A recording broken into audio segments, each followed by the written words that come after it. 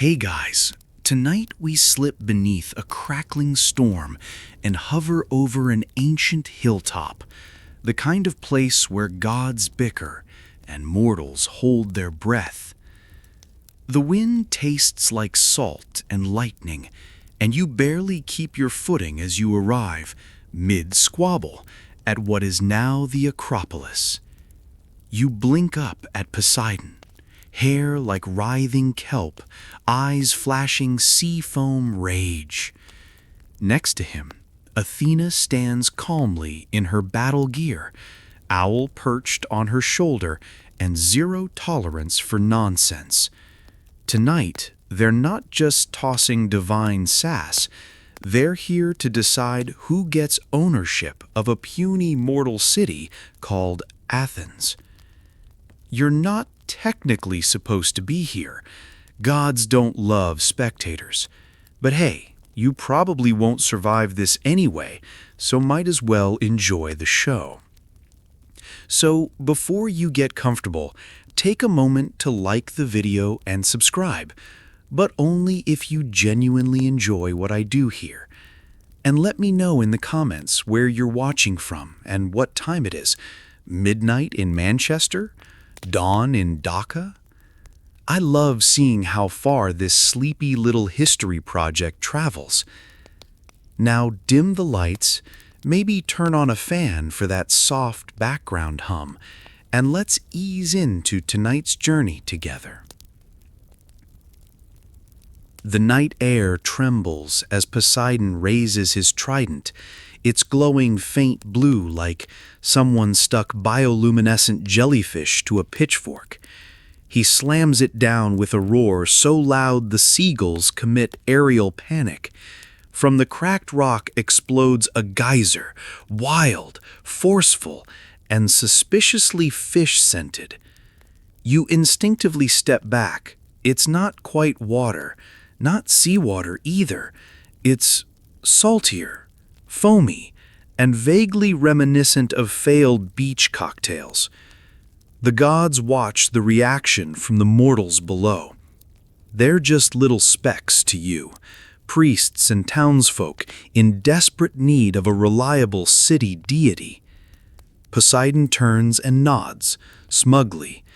"Your city now has access to my oceans," he thunders, slicking his damp beard theatrically. Then Athena moves.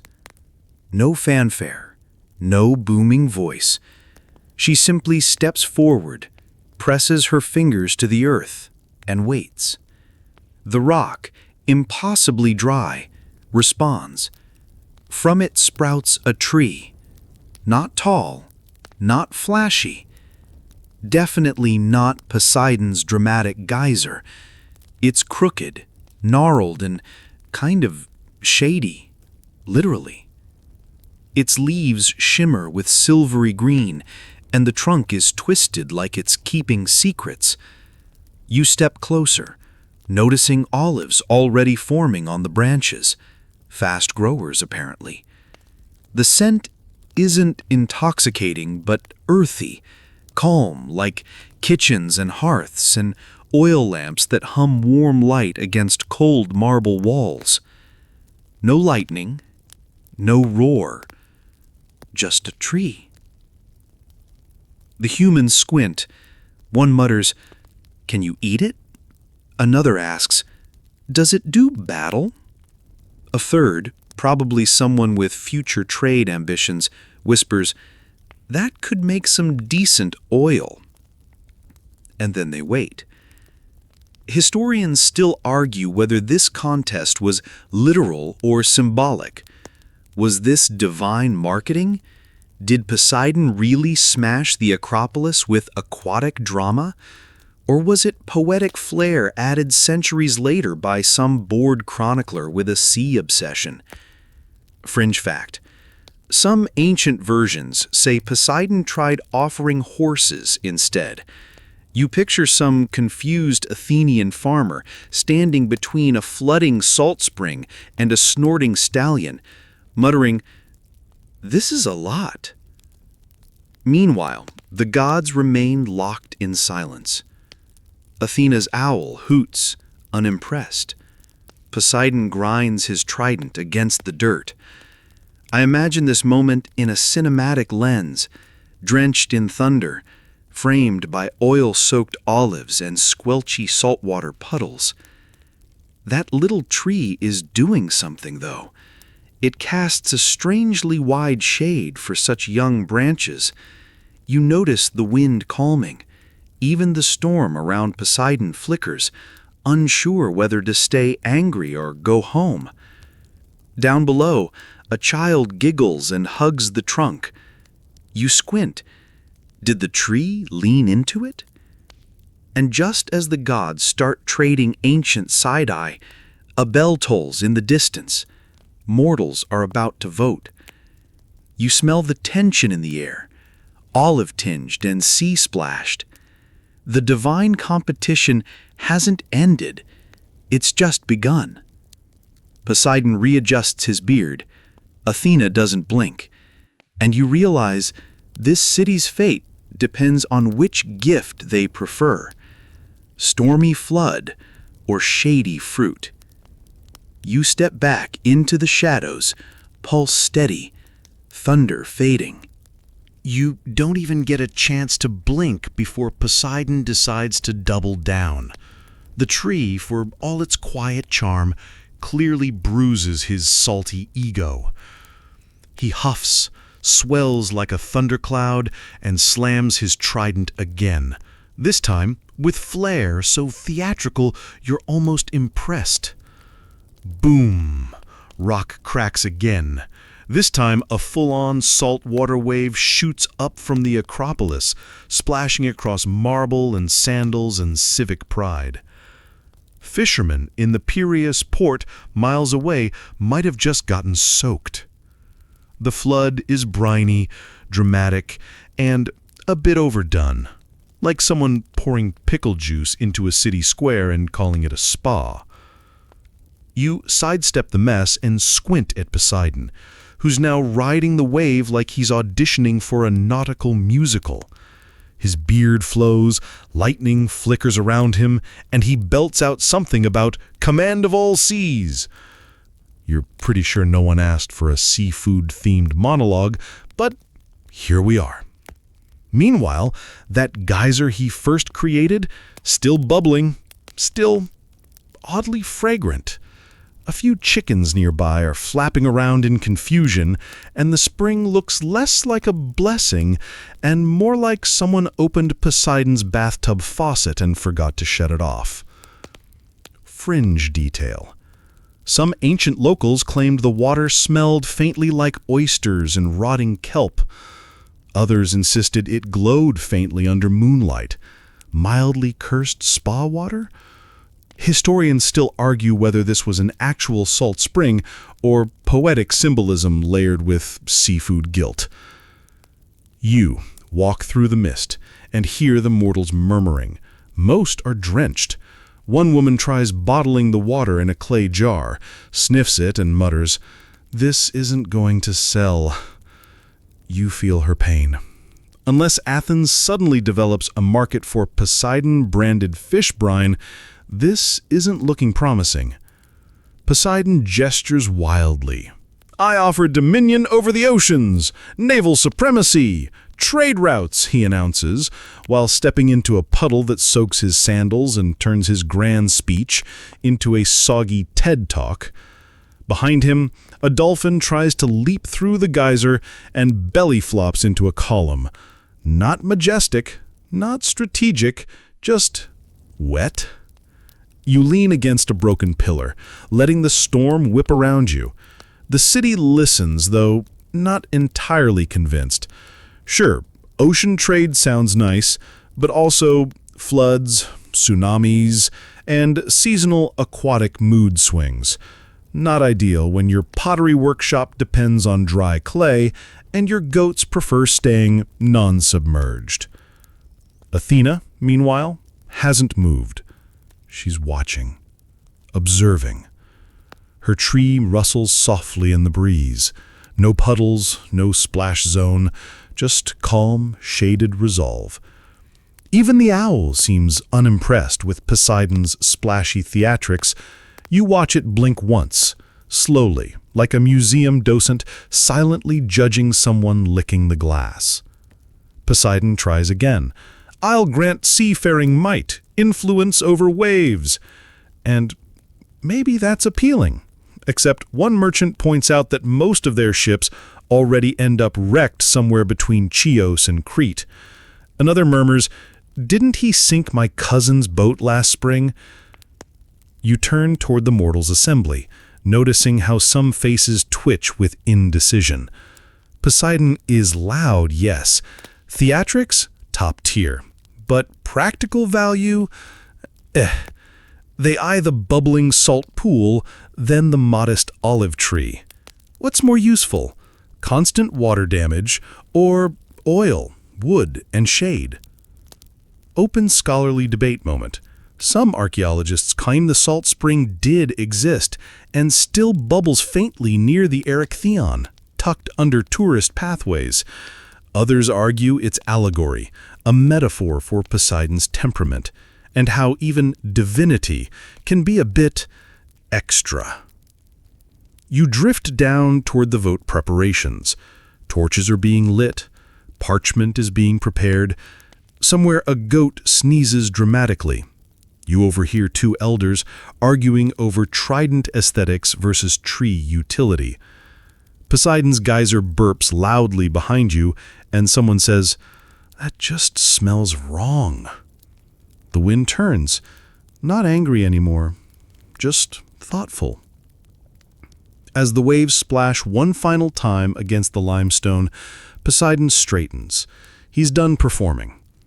His gift stands, a saltwater spring, briny and unpredictable. And you step into the shade of that little olive tree again, unsure what's more chaotic, the sea god's soggy tantrum, or how close this contest might actually be. You inch closer to Athena. She's still there, unfazed, stoic, radiating that quiet power like someone who always knows exactly when to sip their coffee in a tense meeting. Her olive tree sways gently beside her, not in defiance, not in fear, but just confident. You get the sense that if this tree could talk, it wouldn't yell. It'd offer a suggestion that somehow ends the argument, saves the day, and helps you file your taxes. The ground beneath it, still dry. No bubbling springs, no surprise seafood odors, just rock. Solid, sun-scorched, mostly inhospitable. And yet here it stands, this leafy little rebellion against geology. How did it sprout from bare stone?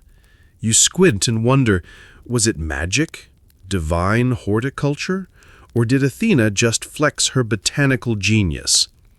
Mainstream historians agree the olive tree was symbolic, a gift representing peace, prosperity, and long-term sustainability. You think about it.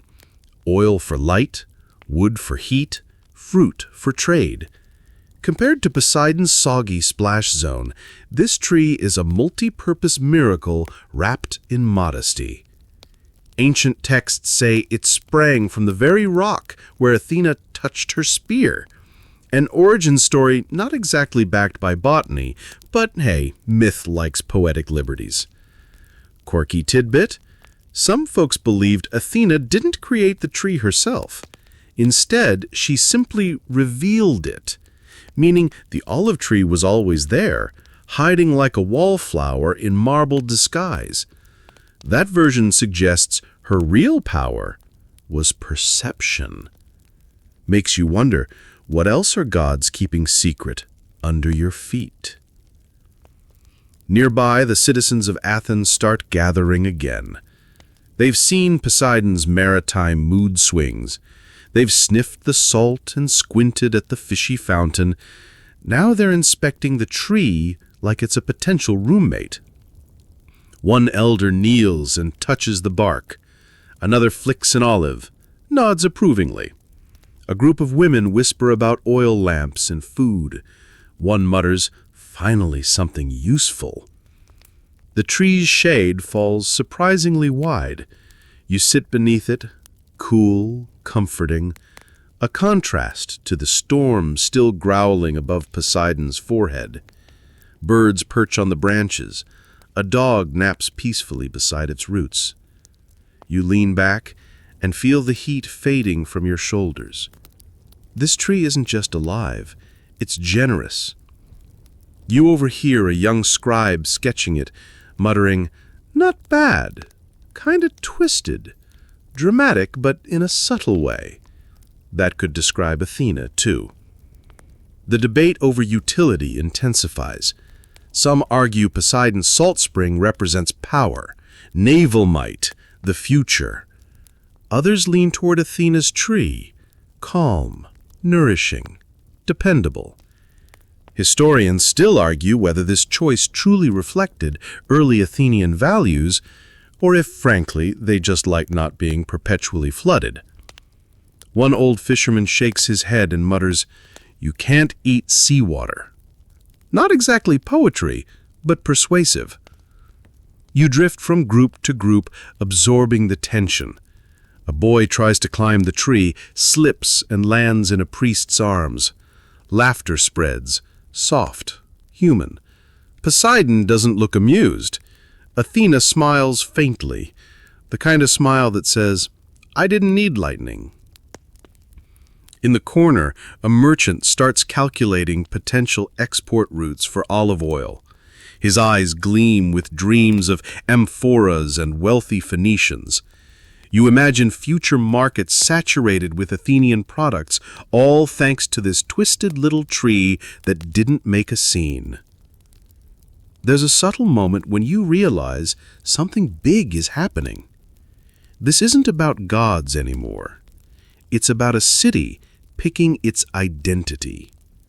Will Athens be a storm-chasing empire of shifting tides, or a place of artisans, thinkers, and trade? Poseidon offers grandeur and wrath. Athena offers shade, substance, and sly innovation. The olive tree isn't shouting, but it's winning hearts. You rest your head against its trunk, feeling the warmth sink into your skin. Somewhere below, roots stretch deep into myth and marble. And above, Athena's owl blinks again, like it knows something you don't. You float above the flickering torchlight as Athens prepares to vote.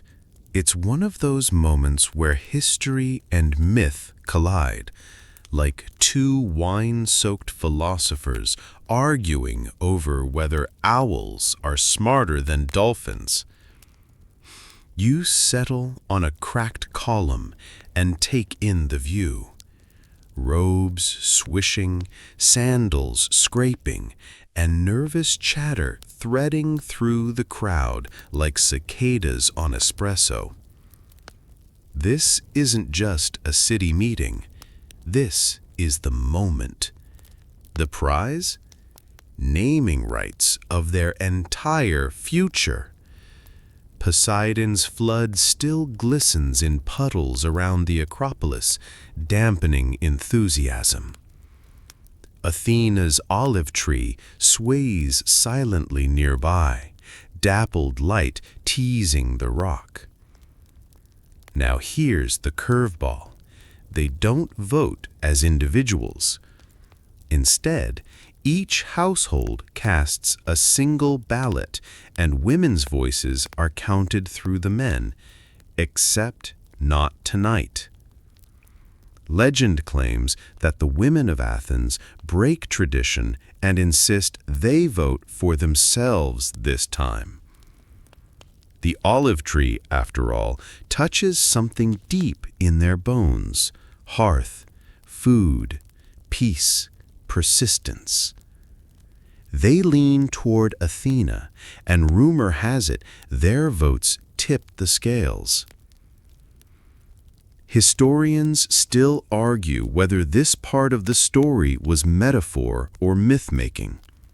Some suggest it reflects gender roles shifting in storytelling. Others think it's poetic justice or satire disguised as democracy. But you watch it unfold. The quiet defiance of women refusing to let damp feet decide their city's destiny. Fringe detail? Some ancient versions whisper that the vote was tied until a single elderly widow, possibly named Lysidora, cast her family's vote in favor of Athena. One tiny twist in myth, and suddenly Poseidon's sea privileges are outmatched by fruity shade. You hover beside the voting platform. Parchments roll, wax seals melt. One nervous official sneezes on the tally sheet. Another tries to count through lightning flashes and owl screeches. You lean forward. The votes clink in amphoras. Murmurs rise. Someone bites an olive in solidarity. The final count drifts through the air. Athena wins. Barely. One vote. Poseidon freezes mid-rant. His eyebrows do something unsettling.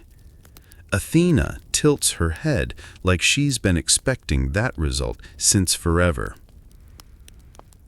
You watch Poseidon's trident twitch, a storm simmering behind his eyes. The salt spring bubbles louder, like a snubbed volcano considering petty revenge. The wind drops, as if holding its breath. Athena just rests her hand on her tree, the leaves rustling proudly. No parade, no shouting, just a quiet, seismic shift. The city's fate is sealed not by thunder, but by shade. Now, here's the kicker. Those rebellious women?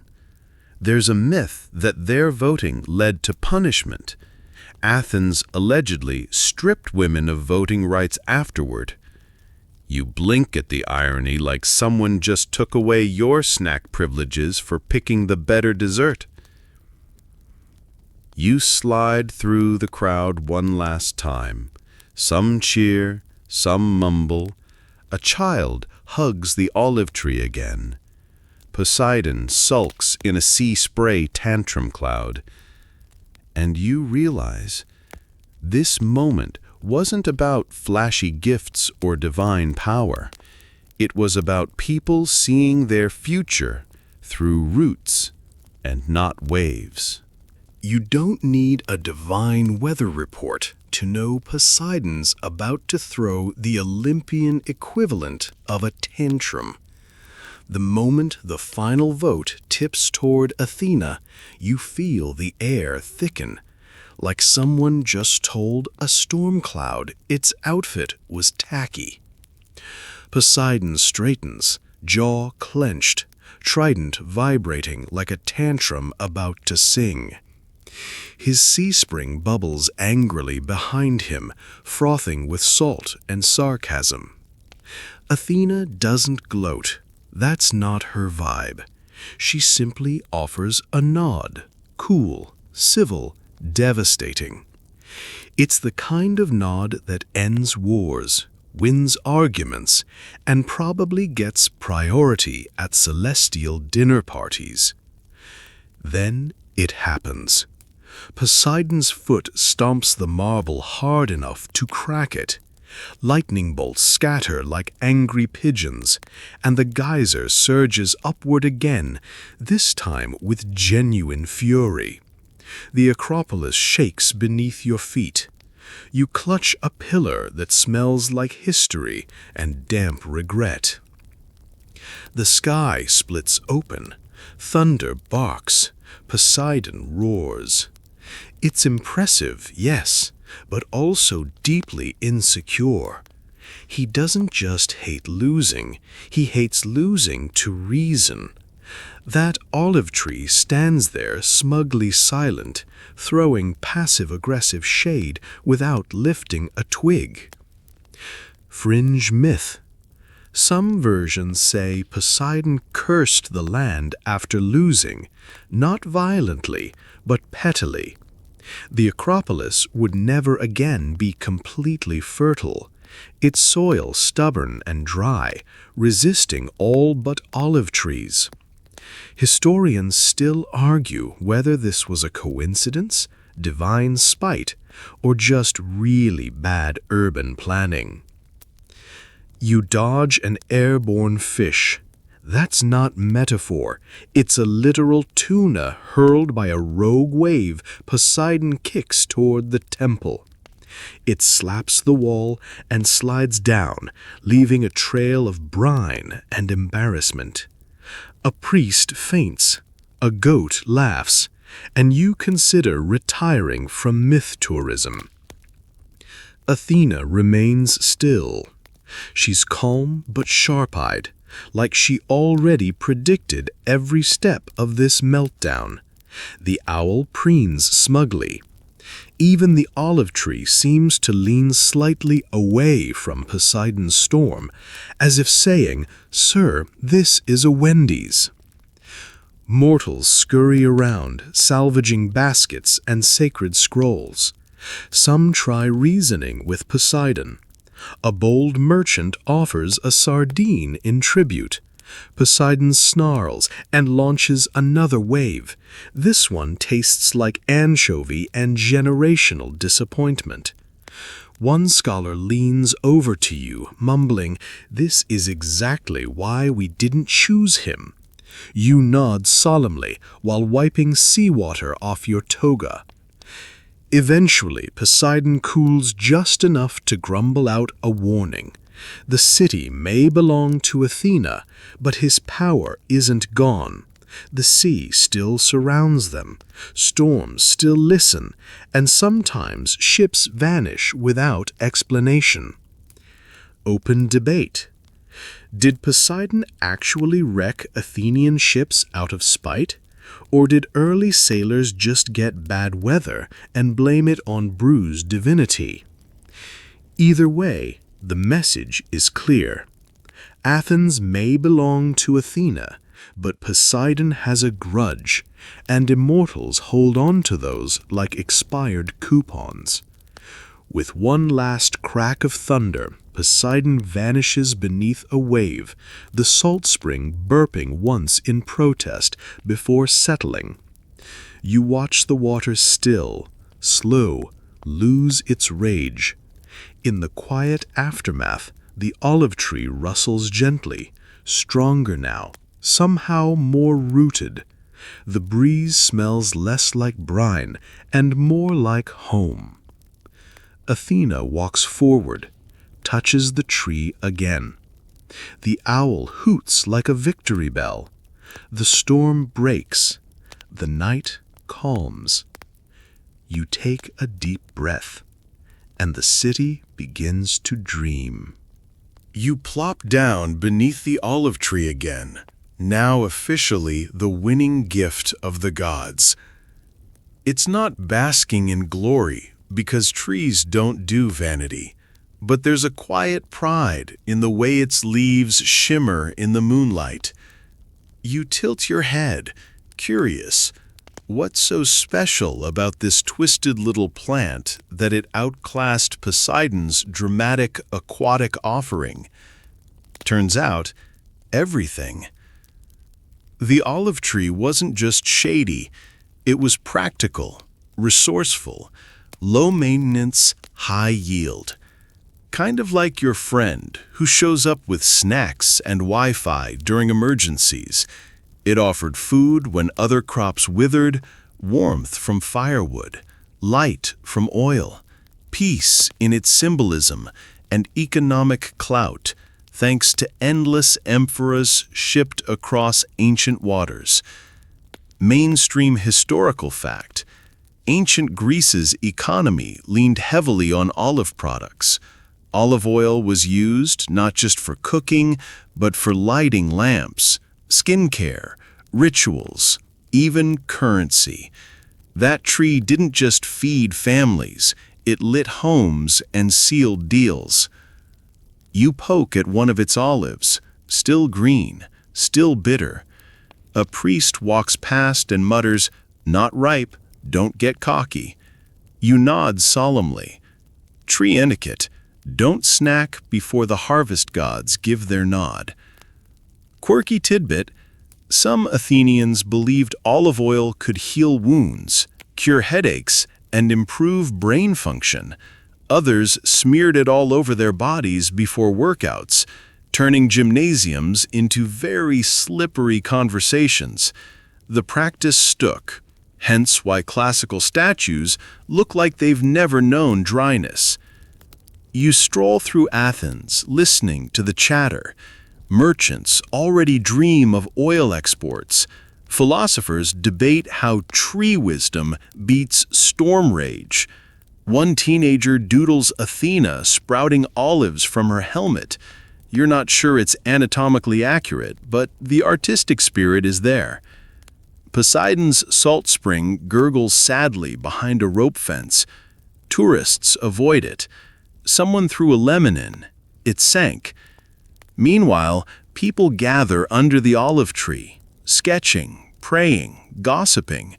It's not just a tree, it's now a landmark, a mascot, a kind of divine prototype for everything Athens wants to be. Open scholarly debate: was the olive tree really planted by Athena, or did later rulers retroactively link it to her for PR purposes? A few academics grumble that early records are inconsistent. Others shrug and say, let myth do its thing.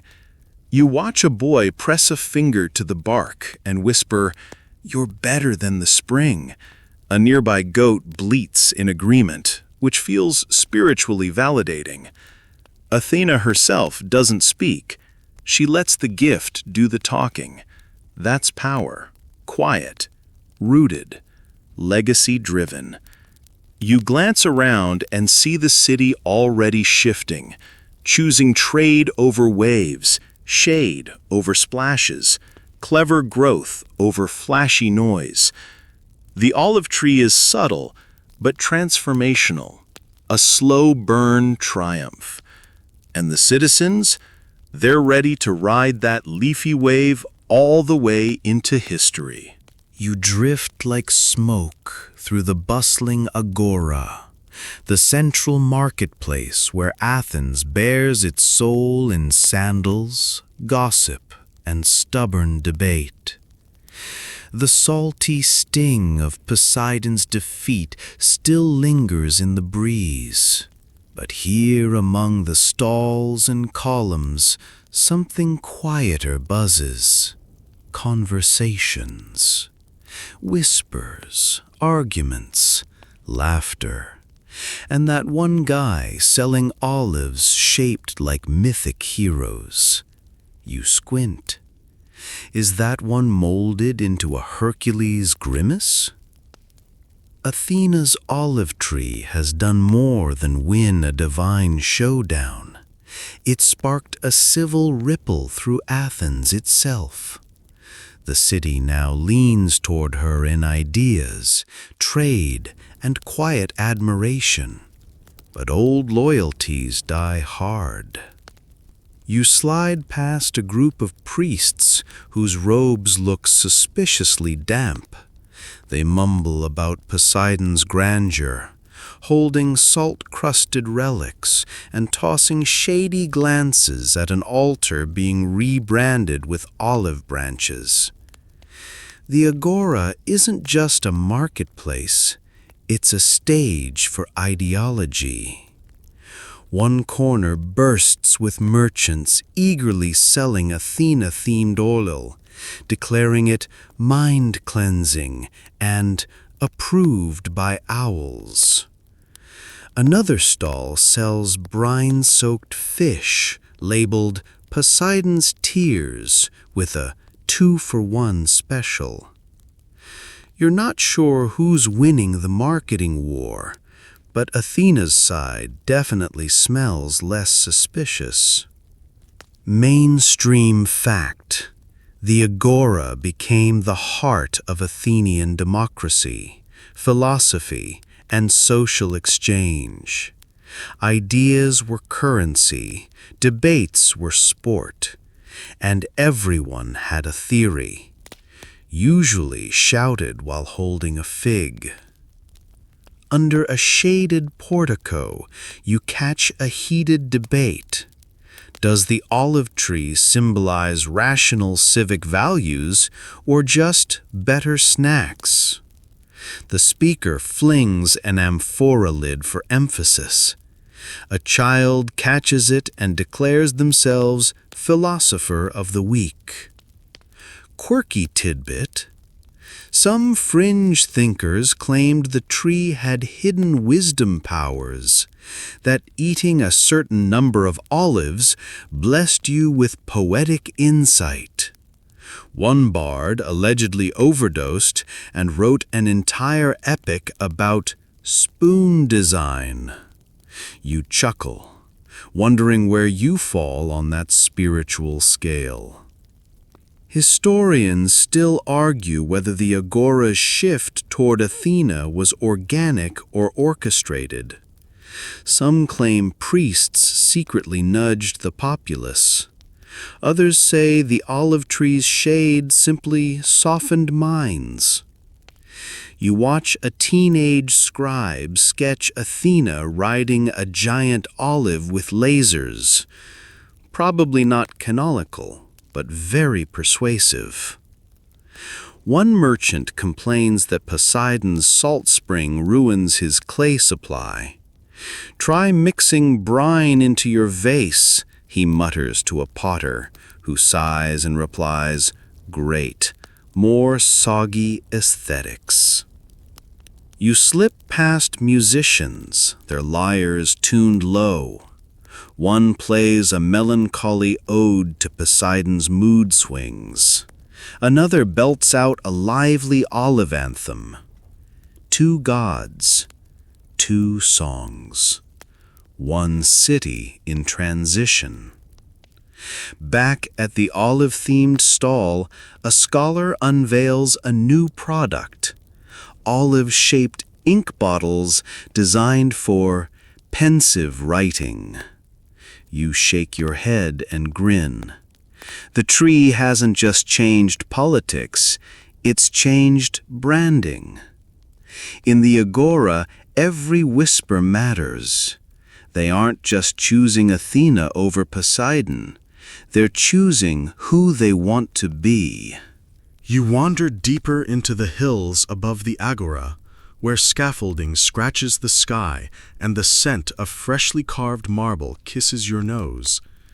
The Athenians are building now, not just homes and fountains, but monuments, shrines, temples to Athena that gleam beneath the sun like divine real estate advertisements.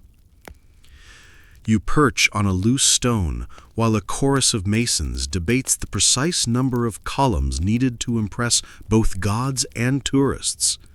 One scoffs, "Make it taller than Poseidon's tantrum." Another adds, "Let the owls nest rent-free." The energy here is ambitious, ego-flavored, and occasionally interrupted by someone misplacing a chisel and blaming Mercury. Mainstream fact.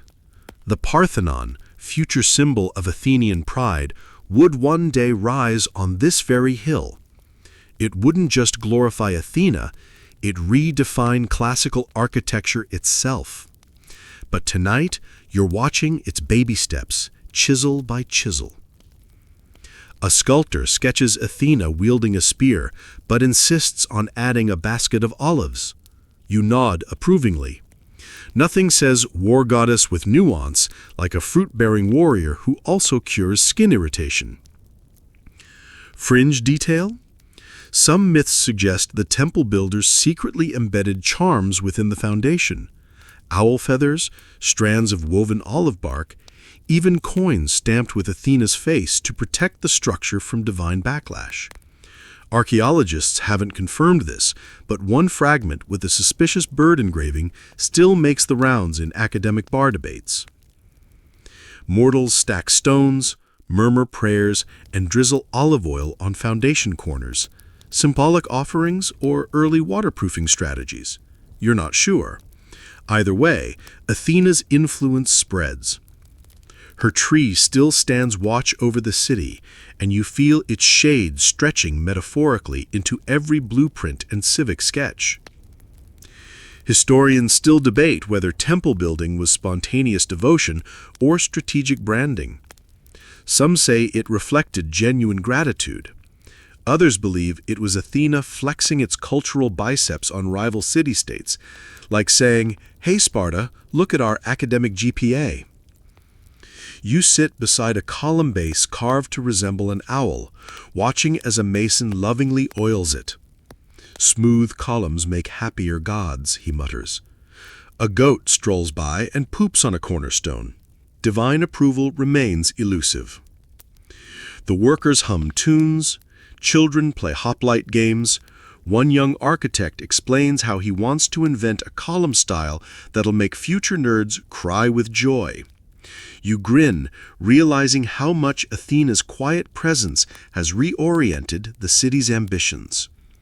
They're not just raising temples, they're sculpting identity. You trace your fingers along the edge of a broken altar, crusted with salt and what might be ancient guilt. The ruins are scattered, like Poseidon's unresolved feelings, columns askew, statues chipped, and one dolphin relief now sporting a suspicious crack shaped vaguely like a frown. The sea god may be gone from the vote tally, but he hasn't exactly packed his bags and moved on. You sense it in the hum of the stone, the ache of the wind, the puddles that never quite evaporate. Poseidon's grudge lingers, not as a war cry, but as a sulk etched into marble. The temples built for him, let's just say they didn't age well. Rainstorms hit harder here. Lightning seems to flirt excessively with his statues. One priest mutters, "Why does his shrine always smell like wet socks?" A seagull lands nearby and shrieks in agreement. Mainstream historical fact: the Erechtheion, one of Athens' most iconic temples, was built not just for Athena, but also to house Poseidon's salt spring, his trident mark, and other mythic leftovers. Even in defeat, the sea god retained symbolic space. But you notice something subtle. His areas are always slightly shadowed, damp, quiet, less visited. Quirky tidbit: some locals insisted you shouldn't speak Poseidon's name near his ruined altars unless you wanted your fishing trip ruined or your roof mysteriously leak for 7 days. One story involves a poet who mocked the sea god, then found his sandals filled with anchovies every morning for a month. Historians still argue whether this lingering resentment was psychological or divine. Were the ruinous shrines just poorly built, or did Poseidon casually keep them cursed out of divine pettiness? You lean toward the latter. The dramatic thunderclap over your shoulder kind of supports it. You float through the wreckage. The olive tree's shade doesn't quite reach here. It feels colder, lonelier, as if the marble remembers. You spot symbols scratched into stone, waves, tridents, fish skeletons. A child asks if the statues used to smile. The guide shrugs and says they never learned how.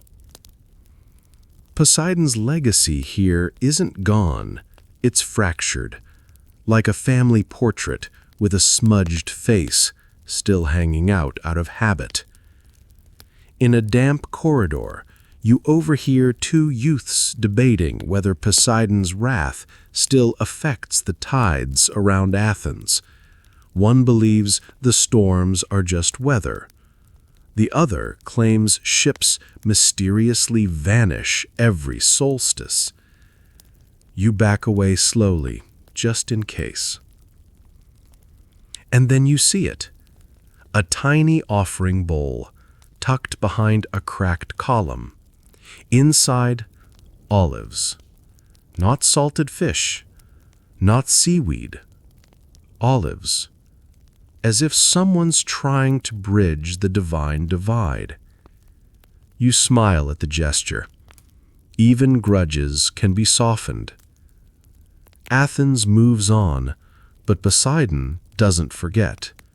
And the ruins remember everything. You meander through a city newly buzzing with craft and chaos, where Athena's influence clings to every marble slab and pottery shard. This isn't the same Athens that trembled under Poseidon's stormy frown. No, this one hums with firelight, philosophy, and the delightful noise of artisans arguing over glaze thickness. Olive oil hasn't just settled the divine feud, it's practically launched 1,000 amphorae. Every household you pass smells faintly of roasted grain and lamp smoke. The soft sheen of oil glossing not just dinner, but economic confidence. You sidestep a potter who's slipping on spilled oil and muttering, "That's an expensive fall." Mainstream fact.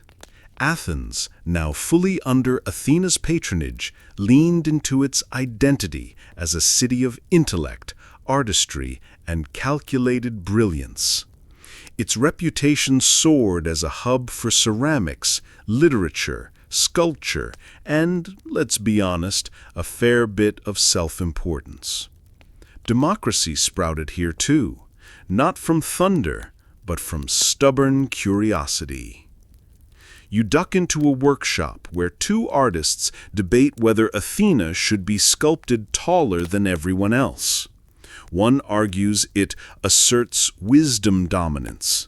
The other shouts, "She's already a goddess, let her rest." You nod, genuinely impressed by the passion behind divine proportions. Quirky tidbit? Olive oil became so central to Athenian life, they awarded it in large jars at athletic contests. Imagine winning a race, and instead of a medal, someone hands you a 5-gallon jug of slippery glory. You picture trying to carry it home without ruining your toga. Historians still argue whether this cultural explosion was entirely organic or subtly orchestrated by elite circles trying to align civic pride with divine favor. Was it heartfelt or hype? You lean toward a mix. Athenians were clever enough to mean it and bold enough to market it. In the theater district, dramatic scripts echo through stone. One tragic play opens with an olive tree catching fire. The metaphor sizzles.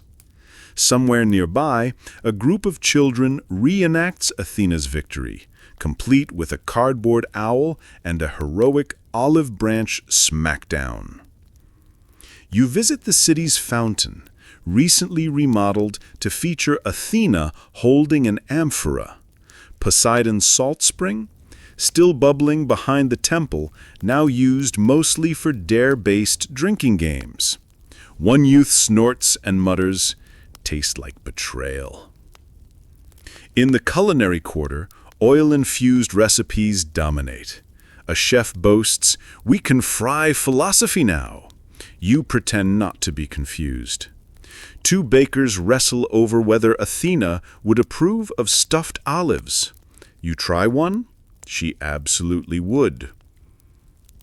Open scholarly debate. Did Athens truly shift character under Athena's name? Or did the goddess conveniently embody values the city was already leaning toward? Some say she was chosen for what she represented. Others suggest the myth was tailored to match civic evolution.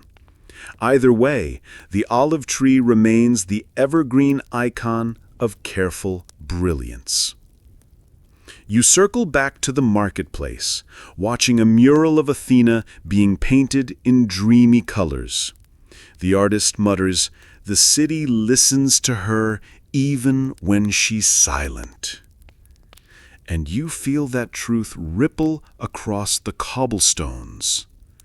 Athens is now a city of crafted chaos. Not loud, not flashy, but relentlessly clever.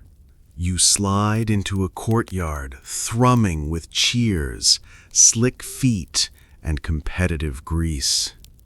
Welcome to the Olive Oil Olympics, where ancient athletes don't just flex muscles, they glisten like rotisserie gods. A wrestler writhes in the dirt, completely slathered in golden oil, looking less like a competitor and more like someone slipped into their own salad dressing. This isn't a sideshow, it's serious sport. Winners aren't crowned with laurel wreaths alone. They're handed amphora of Athena's finest, sometimes so big they need a teammate just to carry it. You sidestep a sprinter, gripping his oil jug like it's a newborn. He mutters, "Better than coins. Try buying bread with biceps." Mainstream historical fact. In Panathenaic games, victorious athletes received vast amounts of olive oil as prizes. The oil wasn't just valuable, it was sacred, produced from trees planted in Athena's name and fiercely protected by law. Stealing from one? Big no-no. Rumor says even minor pruning required divine paperwork. You peek into a locker room equivalent, a sunlit arch where athletes smear oil before competing. One discusses viscosity. Another swears by imported blends. You wonder if ancient sports commentators debated slickness levels the way modern ones analyze shoe traction. And oh, the uses. Quirky tidbit? Olive oil was the Swiss Army knife of the ancient world. Beyond food and light, it cleaned skin, yes, scrape and wipe, prepped bodies for battle, softened leather, smoothed hair, and allegedly cured earaches if warmed gently by a sunbeam. One elderly Athenian once rubbed oil on his goat daily to make it more aesthetically peaceful. Results? Mixed. You stroll past a poetry booth where a bard sells verses honoring the oil. "Liquid gold of divine sapience," he sings. You smile, quietly hoping no one drinks it mid-sonnet. Historians still argue whether this olive obsession was entirely practical or half religious fervor. Did Athena's tree truly change lives? Or did clever marketing wrap ordinary fruit in celestial packaging? Either way, when olive oil fills not just kitchens, but amphitheaters, you know it's moved beyond condiment status. As twilight deepens, you find a temple corner where small clay jars sit as offerings. Some are labeled "for health." Others say "for luck." One reads, "Please make my uncle less argumentative." You tip your head, silently rooting for them. A final breeze rolls in, soft, olive-scented. The city may be known for ideas and debates, but tonight it's glistening with athletic triumph, ritual grease, and a tree's quiet genius. You drift toward the docks of Piraeus, where waves lick the stone like secrets trying to escape. The sky is clear tonight, but the air thick with stories, rumors, warnings from old sailors who swear Poseidon's grudge didn't end with a missed city title. He lost Athens, sure, but he didn't lose the sea. You hang back in the mist as boats creak against their moorings. One grizzled captain rubs olive oil on his ship's prow, whispering, "Keep him calm." Another tosses 3 salted sardines overboard, like apology letters Poseidon probably won't read. Mainstream fact, ancient Greek sailors did hold Poseidon in high regard, often praying to him before voyages and offering sacrifices in hopes of avoiding storms, shipwrecks, or sudden whale therapy sessions. Some coins even depicted him mid-wave, ready to flip your afternoon plans. Tonight, the harbor feels twitchy. A merchant mentions how ships heading to Sicily kept vanishing. Another murmurs about anchor stones pulled loose by invisible currents. You catch the tone, respectful, fearful, slightly dramatic. Classic Poseidon. Quirky tidbit? Some old poems hint the Poseidon stirred sea storms if he heard Athens brag too loudly about their olive economy. One line goes, "The salt rose high when the oils shone proud." You imagine the sea god side-eyeing every amphora shipment like a disappointed uncle with a trident. Historians still argue whether maritime disasters linked to Poseidon were divine vengeance or natural chaos. Greek waters weren't exactly calm back then. Reefs, rogue waves, and sailors who navigated by hope and have a star. But you watch one crew cancel their trick after a gull pooped on their compass. "It's a sign," the captain declares. "The salty one's watching." Back on land, people whisper, not loudly, never loudly. Even now, centuries after his Acropolis defeat, Poseidon remains a name to lower your voice around, especially when the sea growls. A young girl presses olives into her grandfather's palm before his voyage. "To remind him who really won," she says with a wink. Her mother swats her gently, muttering, "Shh, let's not poke the trident." You wander past a sea shrine half reclaimed by barnacles. Offerings float, wine, fish, tiny scrolls with folded prayers. And beneath it all, that uneasy hush, that ripple of divine tension. Athena may own the city, but Poseidon? He owns every inch beyond the shore. You settle beneath the gnarled olive tree again, tracing its bark with the tip of your finger.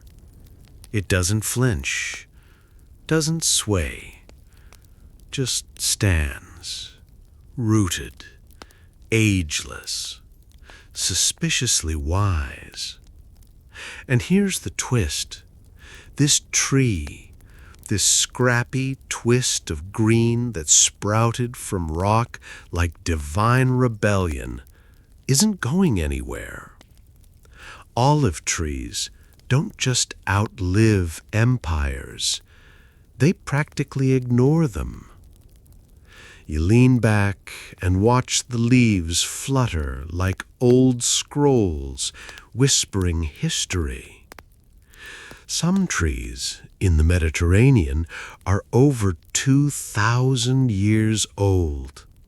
That means your average olive might have seen Roman sandals, Byzantine robes, and one or two confused tourists asking for Wi-Fi near the ruins. Mainstream fact: olive trees have extraordinary lifespans. Some specimens in Greece and Israel date back to antiquity, still bearing fruit like the past didn't happen. They resist disease, drought, and bad decisions, basically the ancient version of unbothered. Quirky tidbit: olive trees can regenerate from their own roots even after being chopped down. That's right, you can fell one and it might just shrug, grow back, and quietly judge your axe technique. It's like the botanical version of petty resilience. You stroll through Athens and notice how many things named after Athena feature olives. Olive wreaths, olive murals, olive-shaped pastries, not historically accurate, but very enthusiastic. The tree's legacy is embedded in civic memory, not with fireworks, but stubborn gentleness. Historians still argue whether the original olive tree planted by Athena, or revealed, depending on your myth flavor, is still standing at the Acropolis. Some claim it was destroyed during wars. Others say a descendant was replanted in its place. Either way, the symbolism holds like old glue. You visit a school courtyard where children circle a young olive tree, learning to read beneath its shade. One kid raises a finger and declares, "This tree is smarter than my uncle." The teacher doesn't disagree. Elsewhere, a poet carves verses about roots that speak without moving. He believes olive trees remember everything but choose not to gossip. You quietly admire their restraint. Back near the original site, a scholar maps every olive-related law Athens passed over the centuries. Turns out, cutting down a sacred olive tree once earned exile, fines, or dramatic courtroom gasps. The tree wasn't just flora, it was civic contract. You rest again beneath the leaves and realize something soothing. This tree isn't just alive, it's persistent. It grew through gods, empires, philosophies, plagues, and pigeon infestations. It grew through forgetfulness and rediscovery. It didn't demand worship. It simply lasted. The olive tree doesn't roar.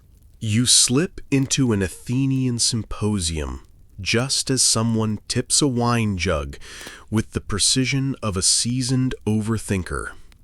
The room glows with low oil lamplight, couches full of robe-swaddled intellects, scribbling, sipping, and stretching their debates like taffy.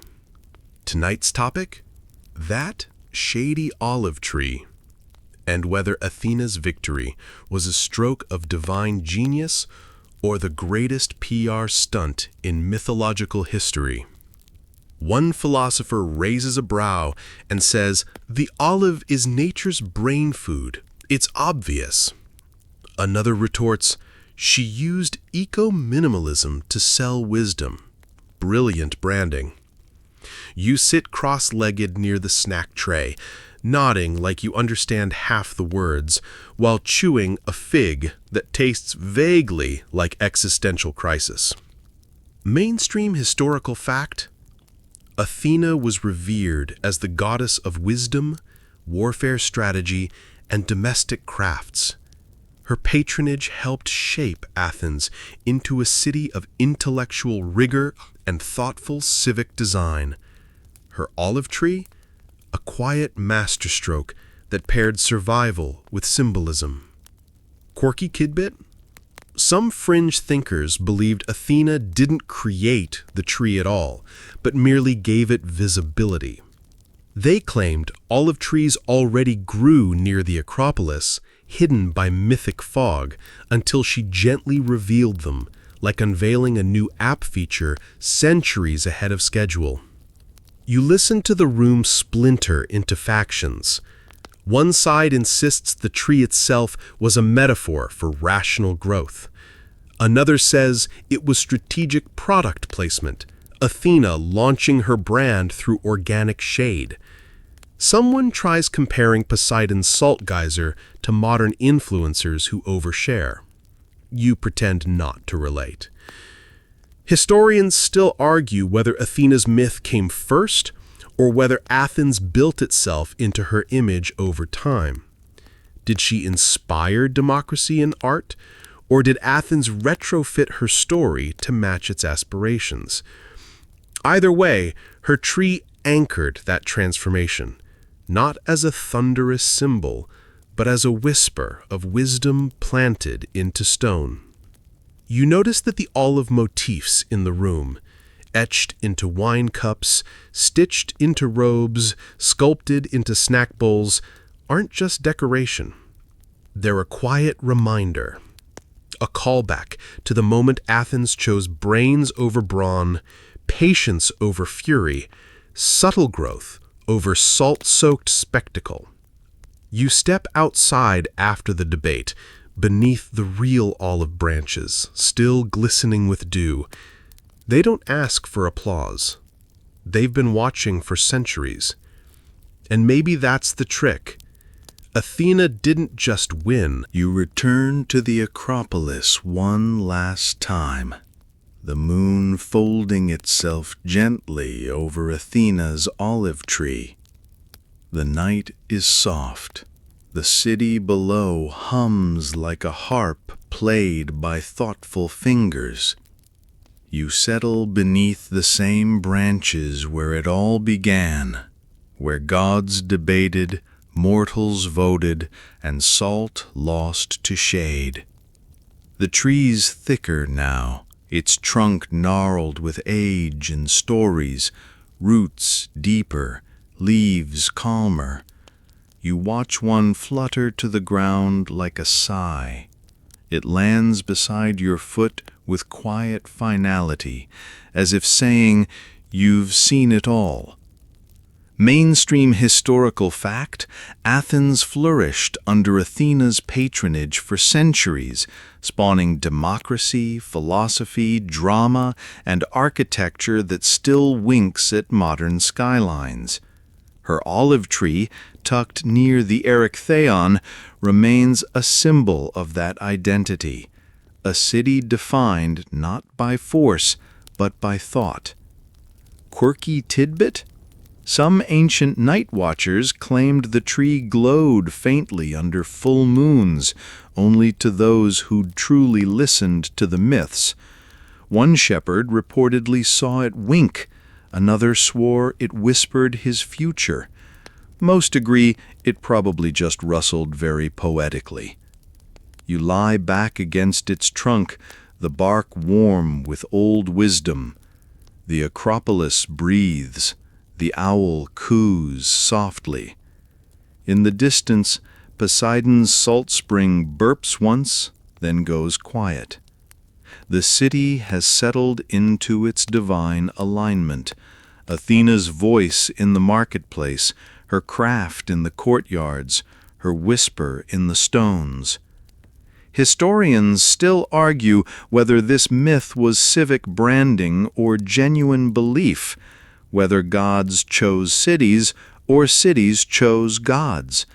You think maybe both. The olive tree didn't just win, it endured. Subtle, shady, spectacular.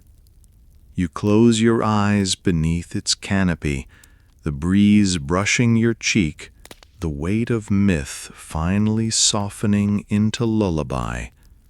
The tree doesn't need applause. It still watches. It always will.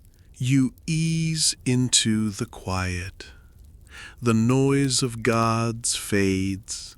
The shouts of merchants dissolve. The olive branches above stretch slower now, less animated, more ancient. You breathe in the dusk air, no longer spiced with storm or debate, just earth and oil and myth. The Acropolis tilts into sleep. Pillars soften into silhouettes. The owl stops blinking. Somewhere below, an amphora rocks gently on its shelf, still full of oil, still waiting for its story to begin. This city, built from choice, of peace over pride, roots over waves, now hums with legacy, the kind that doesn't shout, but stays. In every cracked stone, in every shady courtyard, in every olive that glistens beneath an Athenian moon. Your breath slows. The wind hushes. You're part of it now. Good night, little philosopher.